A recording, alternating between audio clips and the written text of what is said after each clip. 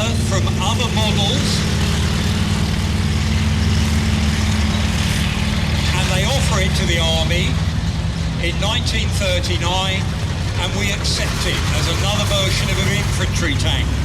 Now we're lucky here today, we've got John Pearson's Valentine tank. It's the one that's got the canvas around the outside. That's a DD version. Duplex drive was going to be able to float. Now Valentine tanks, why they're important for Britain is they're the tank we make the most of. A quarter of our tank production in World War II is Valentine tanks. 8,000 Valentines are made in different models, and we use them as well. In the very first instance, we use Valentines out in North Africa. It's supposed to be another infantry tank, like our Matilda 1 and Matilda 2, thick armour. We end up using them like a cruiser tank. Very good tank, very reliable, sees service in many different roles before the end of the war, including for the first time floating tanks. We end up using them for training on. They're not used on D-Day. We use the Sherman because it's more effective that way. Now, if you can pick them out as they go round, if I say it's another green tank, you're not going to know, are you?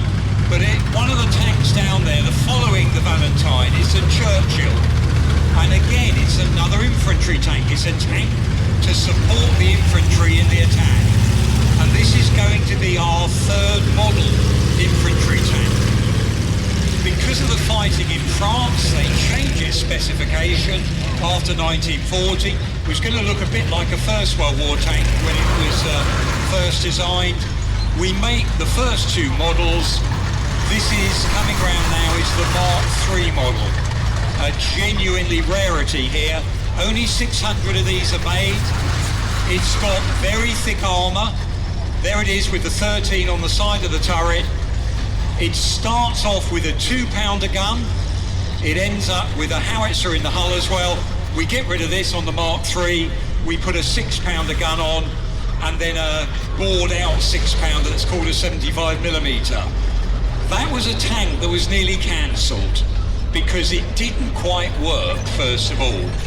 The manual, many of you might know this, when they first gave the manual out to the troops with the first Churchill tanks that had been built, it said on page 1, don't worry, we know this has got problems, we think you'd better have it now just in case.